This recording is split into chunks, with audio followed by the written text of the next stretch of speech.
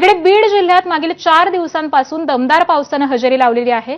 जिल्ह्यातील 17 महसूल मंडळांमध्ये अतिवृष्टीची नोंद देखील झाली आहे। तर बीडमध्ये झालेल्या पावसामुळे शहरातून वाहणारी बिंदुसारा नदी ही खळखळून वाहू लागली आहे।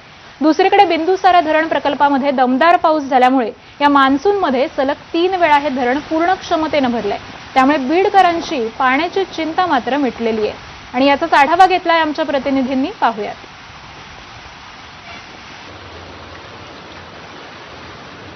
बीड जिल्ह्यामध्ये मागील 4 दिवसांपासून दमदार अशा पावसाने हजेरी लावलेली आहे आणि त्यामुळे जर पाहिलं तर अशा पद्धतीने समाधानकारक असं चित्र जे आहे ते जिल्ह्यामध्ये पाहायला मिळत आहे।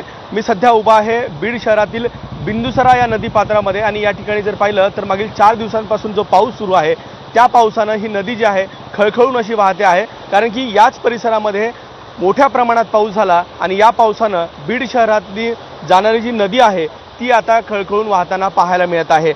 बीड जिल्ह्यामध्ये मे महिन्याच्या सुरुवातीला दमदार पाऊस झाला, मात्र 2 महिने जून आणि जुलै या दोन्ही महिन्यामध्ये पावसाने दडी मारलेली होती आणि त्यामुळे जिल्ह्यातील शेतकरी हे चिंताग्रस्त देखील होते।